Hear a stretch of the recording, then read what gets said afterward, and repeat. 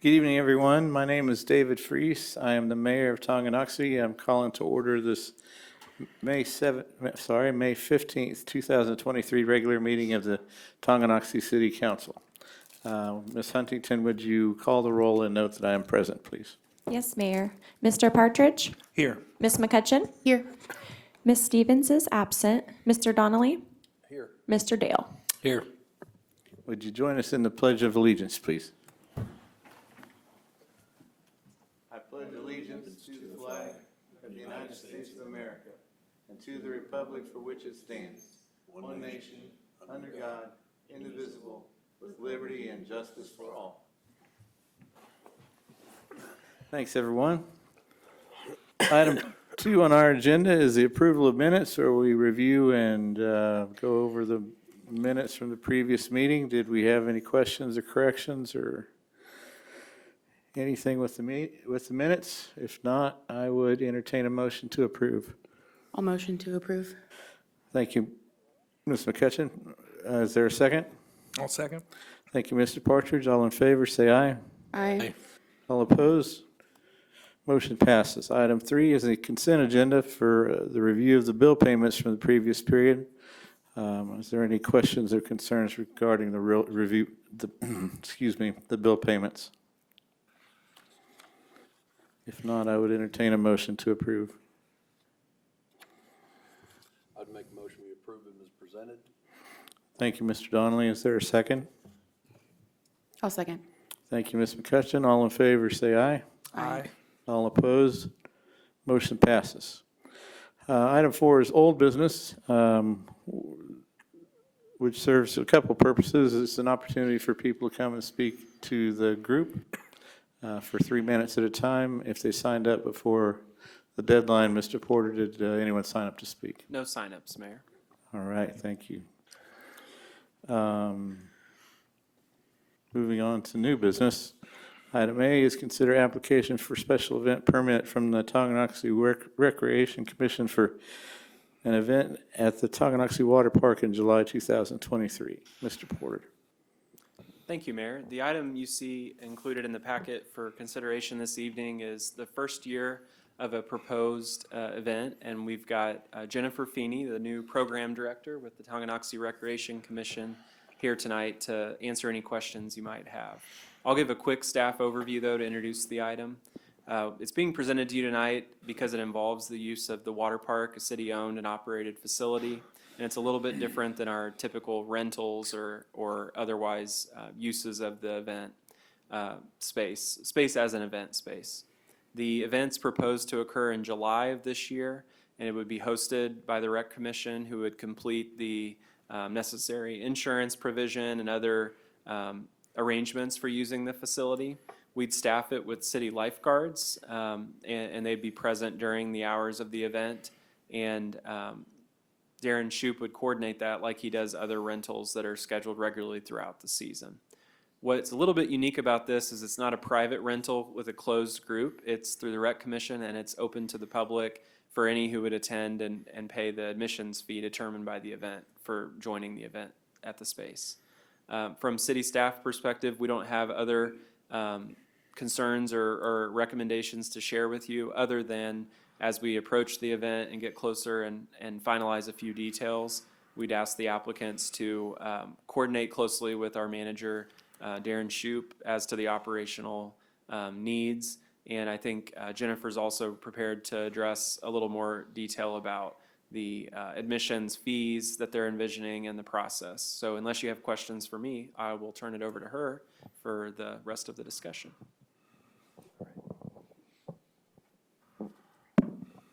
Hello, it's very nice to meet you all, and this is the first time I've done anything like this, so thank you for your time today. My idea for this pool event would be called Floatcella. We would keep the pool open a couple hours after the 8 p.m. closing time and do an 8 to 10 event. Each participant would pay $10 for a wristband at the door, which grants them access to the pool after hours. I would hire a DJ to come play music, provide kind of like glow in the dark and fun sparkly things for the kiddos to play with. And we would encourage the participants to bring the most ridiculous inflatable they can find. They can enter their inflatable into a contest.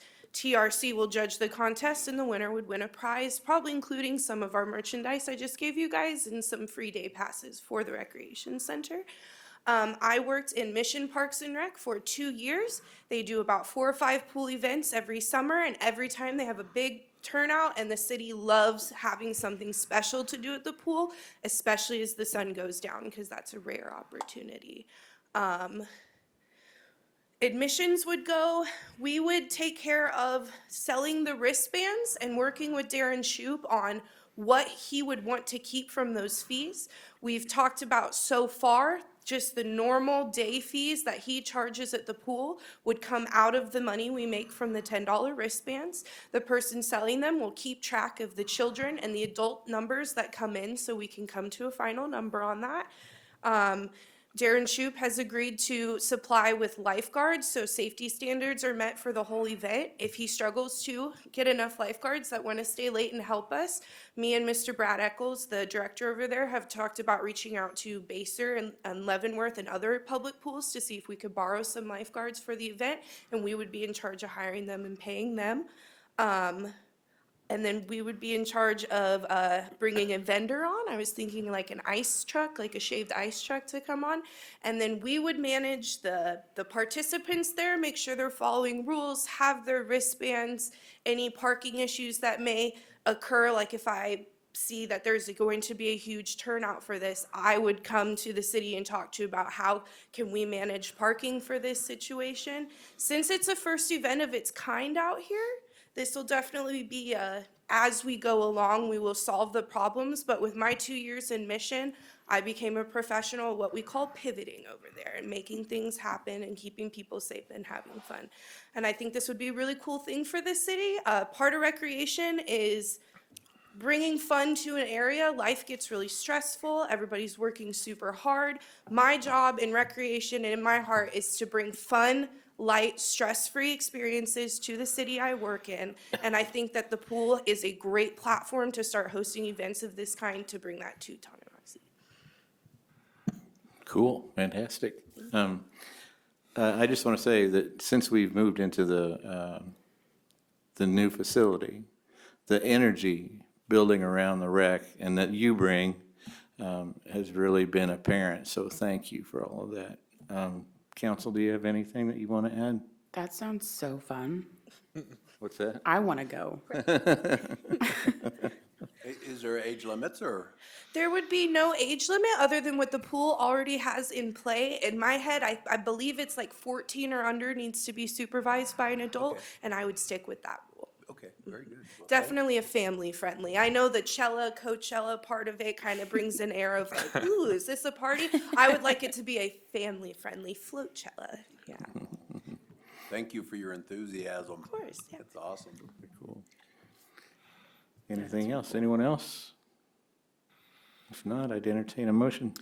I will make a motion to authorize an event proposed by the Tonganoxie Recreation Commission, Floatchella, great name, by the way, to be held at the Tonganoxie City Water Park in July 2023, according to the submitted special event permit application. Thank you, Ms. McCutcheon. Is there a second? I'll second. Thank you, Mr. Partridge. All in favor, say aye. Aye. All opposed? Motion passes. Thank you very much. Thank you guys Thank so you. much. See you there.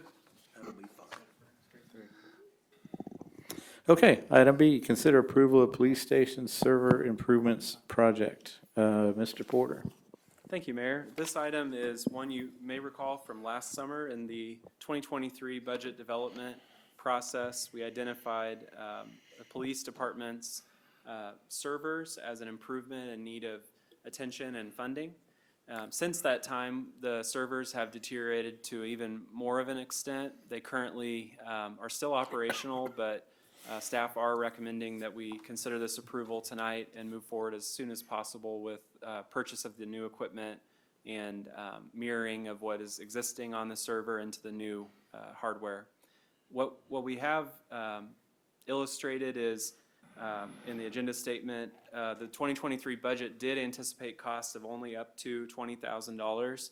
As you see from the attached quote, we are exceeding that by approximately $6 $6,600 for the total bid price of $26,600. Some of the rationale for that change in price: one, equipment continues to get more expensive in this field. Two, as we evaluated the server environment at the station, one of the biggest factors in creating not redundancy but reliability and quick response is what you see illustrated in the bid document as 4-hour mission critical response for a 5-year period. What that essentially means is that the server vendor and our IT consultant commit to a really rapid response time in the case of a malfunction that basically renders it inoperable. While that doesn't prevent any downtime, it does mean that our downtime would be limited by their guarantee to no more than 4 hours from their notification. This is important for the police department because of their particular needs with criminal systems. There are certain security protocols in place on this server. It's separate from servers hosted at City Hall for other city departments to utilize. And it keeps us on track with our needs with data storage for other police department records, for interactions with our body cam video storage platforms, and other needs at the station. So we do recommend moving forward with this also with Integrity IT Services as a sole source procurement. They've been the city's contracted IT services provider for the past little more than a year, and they're doing a good job keeping us up front with our analysis of our hardware, our software. They have a full knowledge of our systems and the security protocols I mentioned a second ago. So for those reasons, it is proposed as a sole source procurement through them to make this purchase. Happy to take any questions you might have. Any questions, council?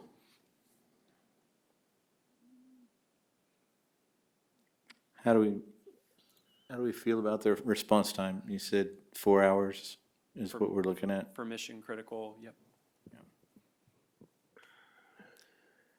Okay. Well, if there are no questions, I'd entertain a motion to approve. I would make a motion that we authorize the staff to purchase replacement police department servers in the amount not to exceed $26,600. Thank you, Mr. Donnelly. Is there a second? I'll second. Thanks, Ms. McCutcheon. All in favor, say aye. Aye.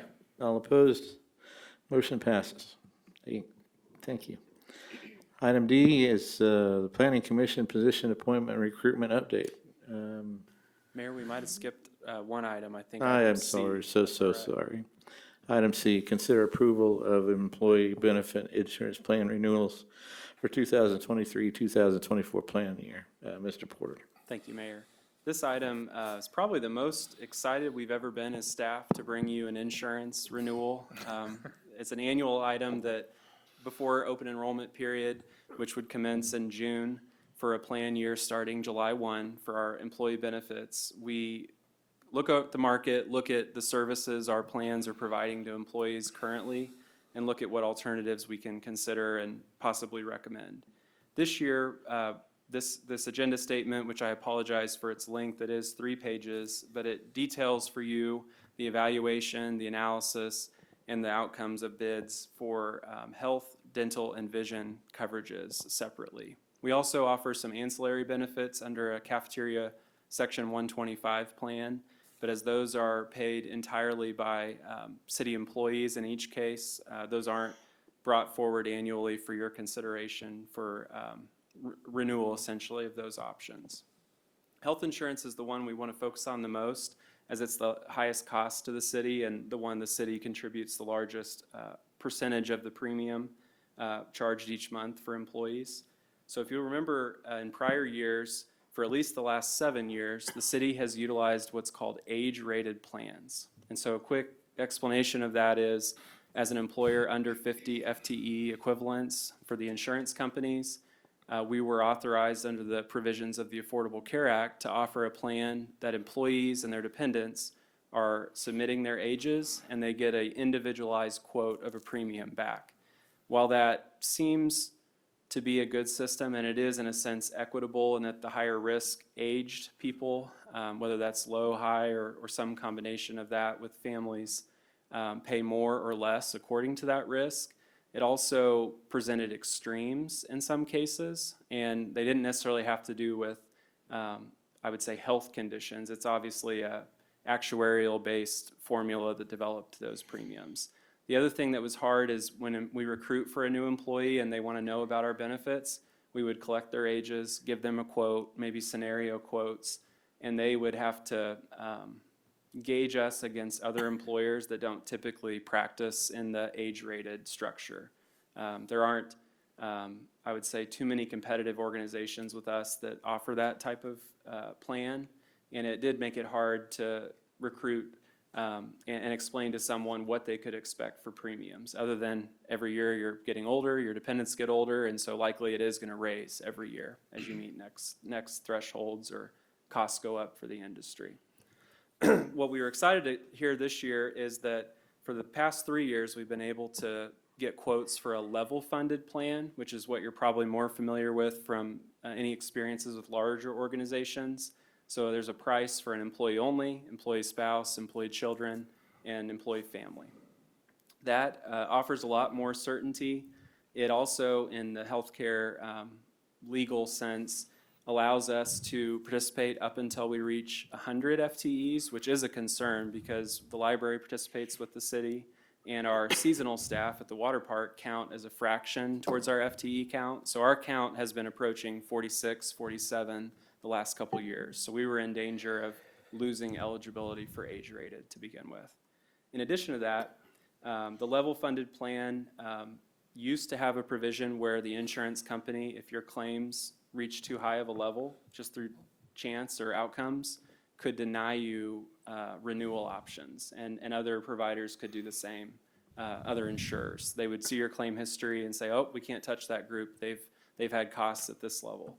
That has since been switched, and so now, and in a commitment moving forward, Blue Cross Blue Shield of Kansas is not holding that option in their court, and so we are guaranteed a renewal opportunity. Whether or not we elect to pursue it is up to us. So finally, the last thing that I want to highlight and really give kudos to our team is the rate comparison. So to get this quote for level funded, Blue Cross looked at our health experience as a group, small employer group, less than 50 FTEs, and they compared us to the whole pool of groups of similar size to develop a level funded quote. Previously, like I mentioned, we were the same as any employer anywhere in that size. It was the age of our people and their dependents that caused our costs to be what they were. In this case, they looked at our claim record and our history of claims for multiple years with those people, and they gave us a quote for almost 20% less in total premium costs than the equitable quote under the age-rated plan. So what that basically says is that based on that risk analysis, we're gauged to be a healthier than average employer group of people, I guess is how I would say it, or organization of people. So we're excited about that. We think it's a testament to the personal situation that every one of our employees has, whether they can help that or not. And what we're also excited about is that moving forward, we can tell our employees clearly, if you have good claims experience and you don't abuse the healthcare system, you stand to make a difference to your future premiums and the rest of the city employees. Whereas before, we were a drop in an ocean of employers of small size. Now, a larger share of our renewal every year is based on us as a group. So while that's a risk, there's also an opportunity there, and that's important to highlight, I think. So when we talk about making a change like this, there is something to highlight. The old formulas, and I'll say formulas because there were more than one, and they were very complicated as to how the city covered premiums, set percentages of premiums that the city would pay, and then the employee was responsible for the rest. We had 4 plan options, and people could buy up, in a sense, by those formulas if they chose to. We still have 4 plan options with level funded, but what's most common in our research of other organizations that do that is that the city would fund either a high percentage or the entirety of the 4th plan, the worst plan, let's say, of coverage, and then allow employees to charge up and develop premiums off of that. So on page 2 of this agenda statement, you can see that as well as a summary comparison of the level-funded and the age-rated plan offerings. What we did is a thorough analysis of all employees, their current elections, which they're obviously welcome to change, plans up or down, dependents on or off the coverage. And what we determined is that the city would, under the formula proposed on this page, the city would take about 13 to 14% of the 20% of savings, and the balance would be saved by employees and their monthly premiums.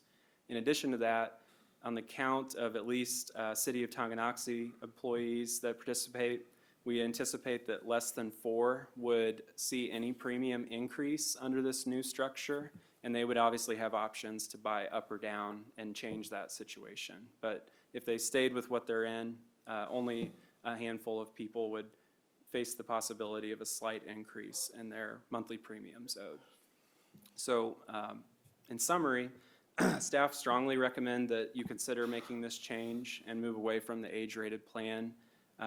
We also are excited to share that the network doesn't change as it stays with Blue Cross Blue Shield of Kansas, and that's important as we look at people's history with their physician and conditions. There's a lot of difficulties if we bounce around with insurance networks frequently, as you don't develop a long-term relationship in some cases with a physician who's not part of every network that's selected. So with that, I'd be happy to take any questions, or I can move on to dental and vision insurance. That's the healthcare update. Just for my clarification, it's been a few years since I've had to go out and get insurances for staff. You're calling it level funded quad 2, but but we're making an offer of all A, B, C, and D to the entire staff. Sure. So the quad is the packaging of those A, B, C, and Ds. Yes, 4 plans. And the number 2, it just illustrates a quad that is applicable to our current quad. Okay. So I That's should what have clarified that. That's what I wanted clarification. Thank you. Certainly. And I guess to summarize the differences, I didn't really highlight that a lot. The biggest difference is in the very best plan.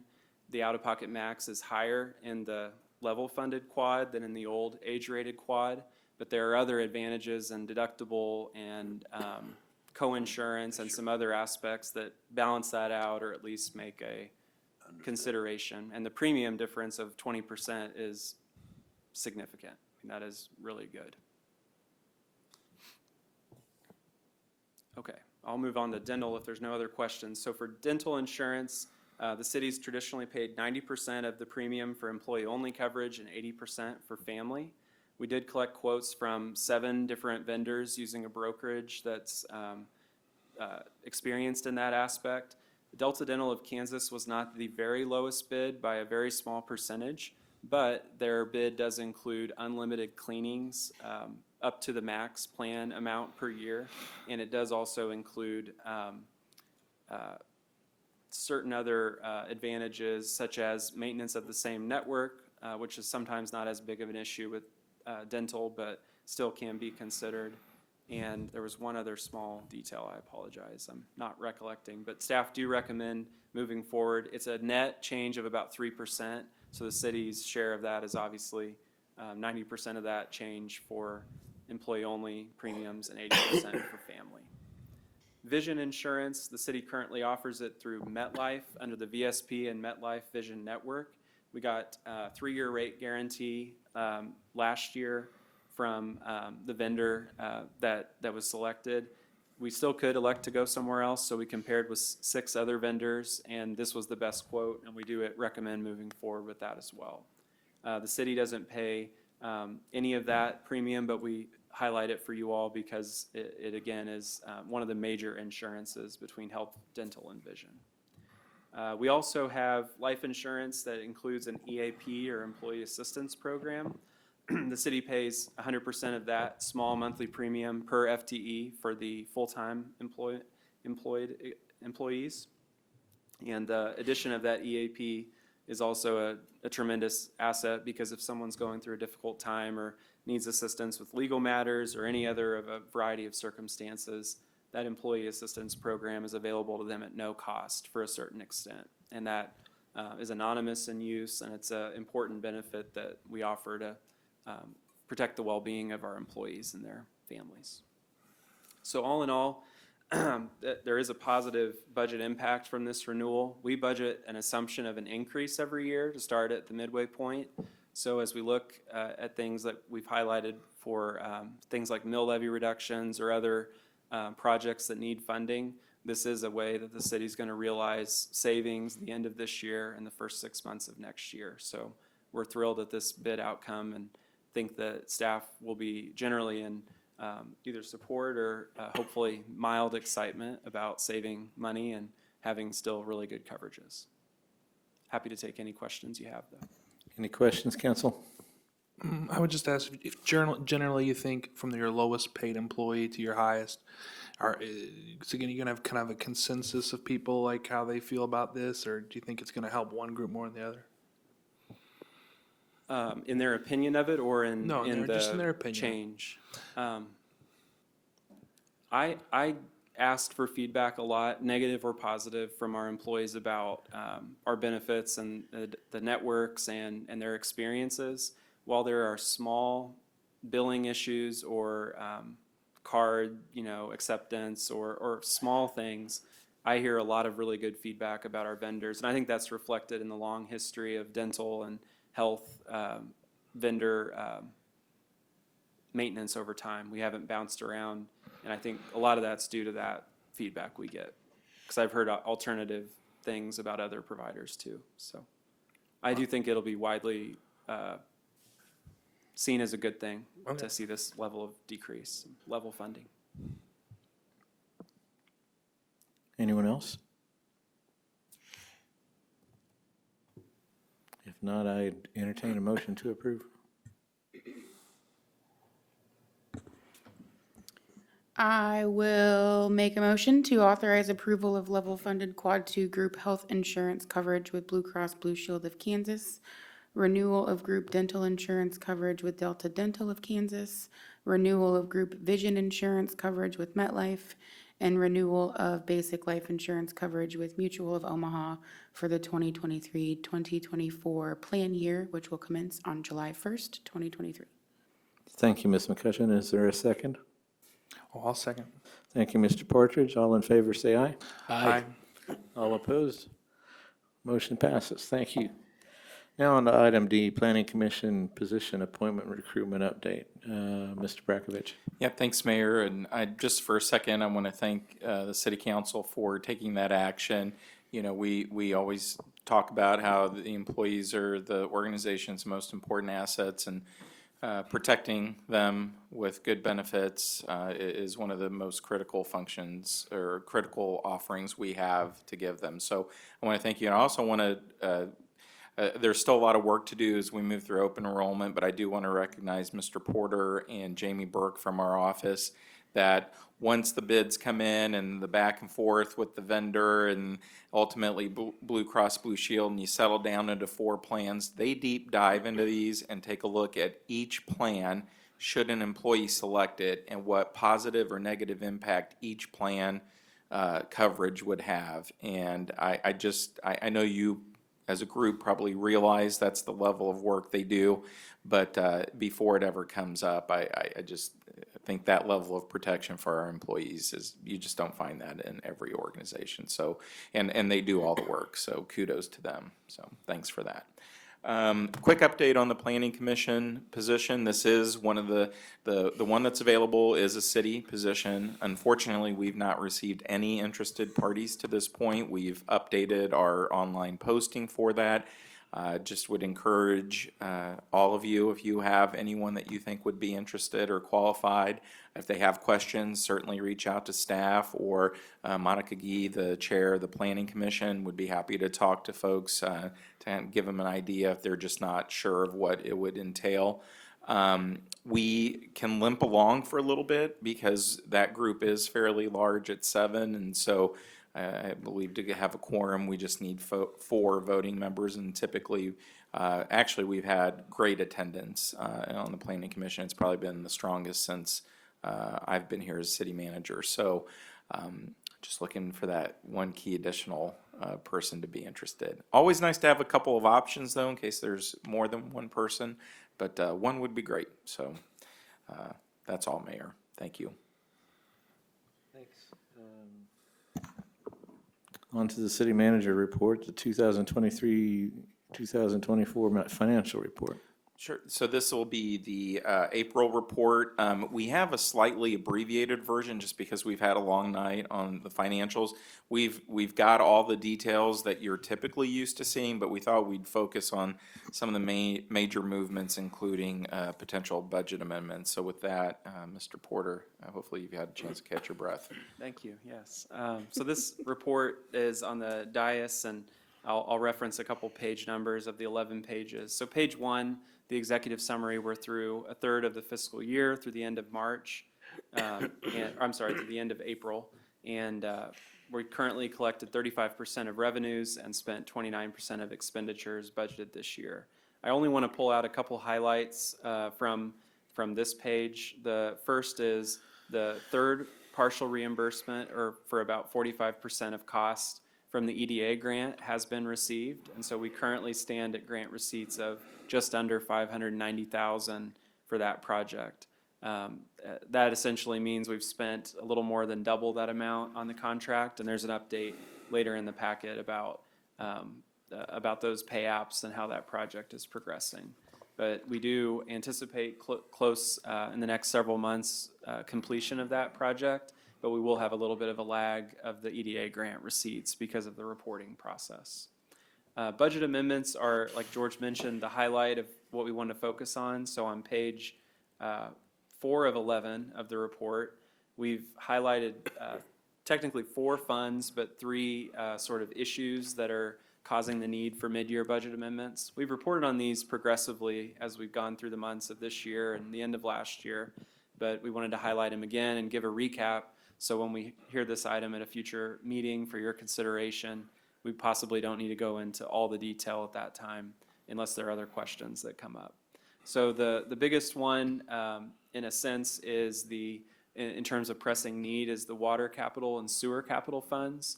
And so if you remember, in December of last year, we approved about $196,000 purchase for water meter equipment.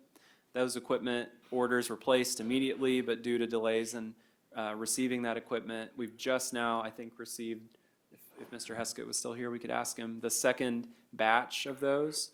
And so those meters are about 50% installed. I know they're to that point, but I do believe we received 2 batches over the last couple months. Because of that, in addition to our other planned expenditures for this year, we aren't currently set with enough expenditure capacity appropriated in the budget. So we will bring to you a simple budget amendment for those 2 funds, which aren't state budget form type funds.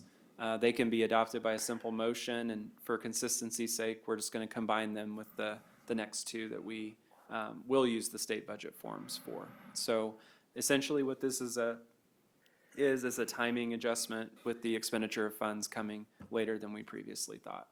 So there'll be a unique budget authority adjustment for water capital and for the sewer capital funds. Any question on those or the rationale for those? Okay. The next one is the Special Highway Fund. So in March, the City Council approved a contract with Metro Asphalt Incorporated. And part of that discussion was knowing that at the end of the year, as Kent completed his in-house work and that major contract, we would exceed the previous budget allocation of $480,000 in expenditure authority. Right now, we do anticipate that because of including the ad alternate and doing the full scope of work that was bid out as part of the contracted project, expenditures would actually total $631,000 by the end of this fiscal year. So the budget adjustment we'll ask for is approximately $151,000 to give us some margin to not be in danger of a budget violation at the end of the year. The fund does maintain, Special Highway Fund does maintain already about $820,000 in cash available to use in a budget amendment. And so this increase would just result in that decreasing to a little over $630,000 at the end of the year, according to our projections. So this one, like the following fund, will require a notice provision, which we'll complete hopefully immediately after this meeting, a public hearing, which we'll hold for the budget amendment, and then revised state budget forms will be considered for approval by you and submitted to the state once completed. Any questions about streets and special highway? Okay. The Capital Projects Fund is the item highlighted, and this is new to your attention. Like was mentioned in the work session earlier tonight, the salt storage facility at the Public Works campus has a condition resulting in the need to immediately repair the top or replace the top cover. That cost estimate, Kent Heskett is collecting quotes and hopes to bring it to you all June 5th for consideration. The quotes are looking like they're about $40,000 in that ballpark. And because of that cost, the fund that would be identified as the best source of funds, since it's a city facility, is the Capital Projects Fund, which does maintain significant fund balance available for that level of purchase, but we do need expenditure authority extension for this year. It was not a planned replacement, and we could almost accommodate it, but we do want to include other projects to completion that were planned for this year. So we are going to ask for a budget amendment mid-year in that fund as well. We hope that this is be an extensive list, but as we get to the end of the year, we'll continue to track all the funds against priorities and projects and unexpected break fixes and bring them to your attention as often as needed for consideration. But if you have questions or feedback about these, we're happy to take that now or later at the public hearings. Anything, council? Thank you, Mr. Porter. Thank you. Moving on to this, Mr. Prakovich, did you have anything more? No further items, Mayor, thanks. Okay, city attorney agenda. No items, Mayor. All right, thank you. Mayor Pro Tem agenda, city council agenda. Anybody have anything to bring up? Yeah, I do want to bring something up real quick. I was going to bring it up under the benefits, but it doesn't really fall under insurance. I just don't want to take anyone's time too long on this, but I just want to say, I strongly believe that the city needs to adopt a paternity leave for its employees. It's 2023 and we don't offer our employees paternity leave. And I feel like it's just the right thing to do. I don't know how the council feels about it or how the city administration feels or what the council would be involved in that and all. But I just would, really something I believe strongly and I think we should try to have for our employees. That's all I want to say. Is that something we can look at? Absolutely, yes. Okay, great, thank you. Okay, mayor agenda. Wanted to recognize Braden Moore for his wrestling state title earlier this winter. We've got a certificate to give to him at school. I attended county commission meeting on Wednesday, and I would say that was cordial and productive.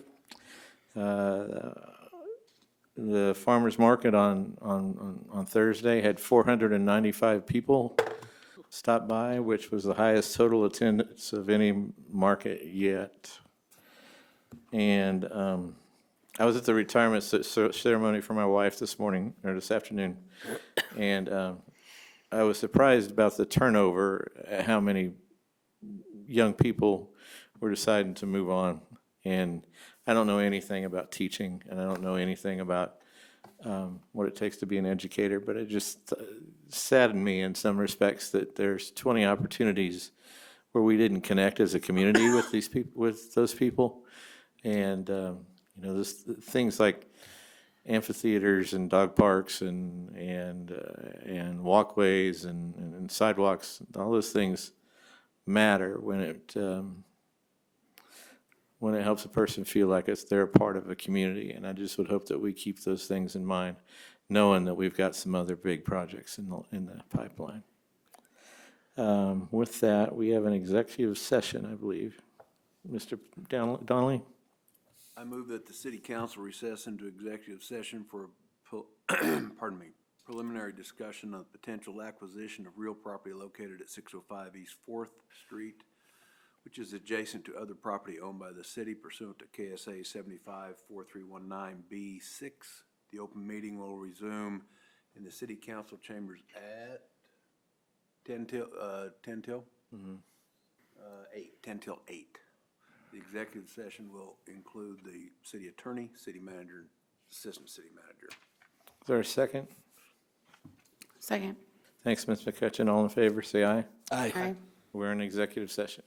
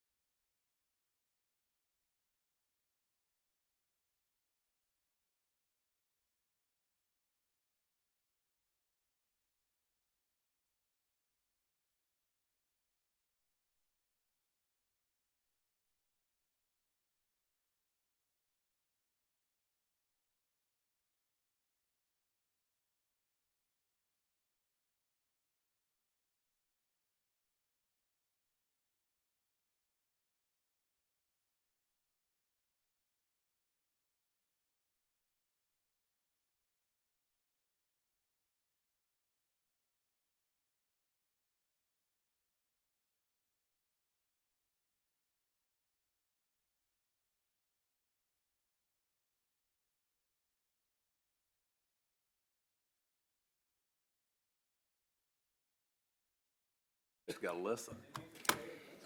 All right, we're back in regular session. Let the record show that no binding action was taken in the executive session. That's all I have. Mr. Dale, I move to adjourn. is there a second? Second. All in favor, say aye. Aye. All opposed? See you in a few weeks.